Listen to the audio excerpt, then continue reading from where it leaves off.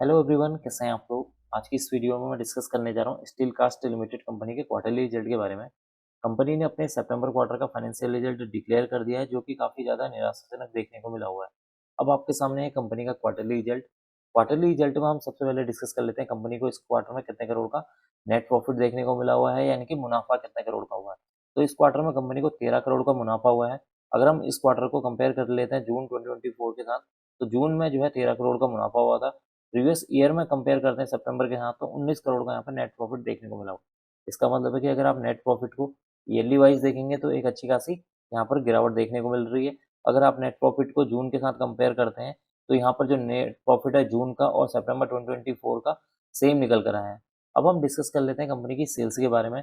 देखिए, इस क्वार्टर में कंपनी को 76 करोड़ की सेल्स हुई है। प्रीवियस क्वार्टर की बात करें तो 78 करोड़ की सेल्स थी। प्रीवियस ईयर में देखेंगे तो 102 करोड़ की यहाँ पर सेल्स देखने को मिली हुई है। इसका मतलब है कि कंपनी की जो सेल्स है, चाहे ईयरली वाइज देखें उसे या क्वार्टरली वाइज देखें, उसमें एक अच्छी खासी गिरावट देखने को मिल रही है, जो कि इसके लिए क्या है, एक नेगेटिव पॉइंट है। अब हम डिस्कस कर लेते हैं कंपनी के एक्सपेंसेस के बारे में। देखिए, इस क्वार्टर में कंपनी को 56 करोड़ के एक्सपेंसेस हुए हैं। प्रीवियस क्वार्टर की बात करें तो 58 करोड़ के एक्सपेंसेस निकल कर आए थे। प्रीवियस ईयर में देखें तो 73 करोड़ के यहाँ पर एक्सपेंसेस देखने को मिले।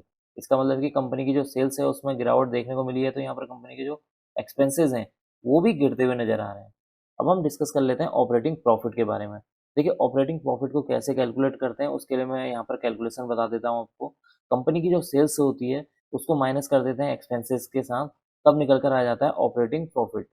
यहाँ पर जैसे कंपनी की सेल्स है 76 करोड़, उसको माइनस कर देंगे कंपनी के एक्सपेंसेस 56 करोड़ से, तो निकल कर आया 20 करोड़। तो 20 करोड़ कंपनी का ऑपरेटिंग प्रॉफिट है। प्रीवियस क्वार्टर में ऑपरेटिंग प्रॉफिट को देखेंगे तो 20 करोड़ है।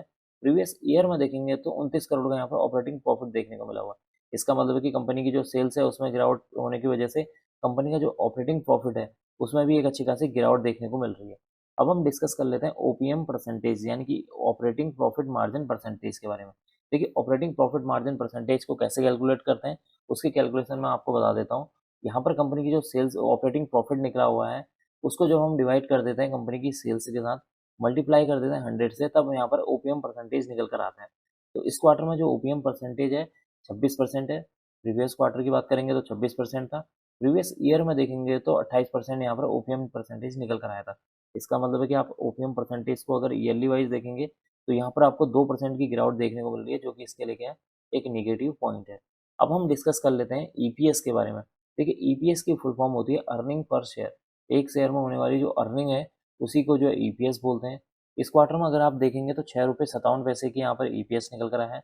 प्रीवियस क्वार्टर में देखेंगे तो 6 रुपये 39 पैसे। प्रीवियस ईयर में देखेंगे तो 9 रुपये 18 पैसे की यहाँ पर ईपीएस देखने को मिला हुआ है। इसका मतलब है कि कंपनी का जो ईपीएस है, अगर आप उसको ईयरली वाइज देखें या फिर क्वार्टरली वाइज देखें, उसमें एक अच्छी खासी गिरावट देखने को मिली है। इसका मतलब है कि अगर आप कंपनी के ईपीएस को ईयरली वाइज देखेंगे तो इसमें एक अच्छी खासी गिरावट देखने को मिल रही है। अगर आप क्वार्टरली वाइज देखेंगे तो ईपीएस में एक हल्की सी बढ़त नजर आ रही है। कुल मिलाकर देखा जाए, जो रिजल्ट है काफ़ी निराशाजनक देखने को मिला हुआ है। कंपनी का जो नेट प्रॉफिट है उसको ईयरली वाइज कंपेयर करेंगे तो गिरावट देखने को मिली हुई है। कंपनी की जो सेल्स है, अगर उसको हम ईयरली वाइज कंपेयर करें या क्वार्टरली वाइज कंपेयर करते हैं, उसमें एक अच्छी खासी गिरावट देखने को मिली हुई है।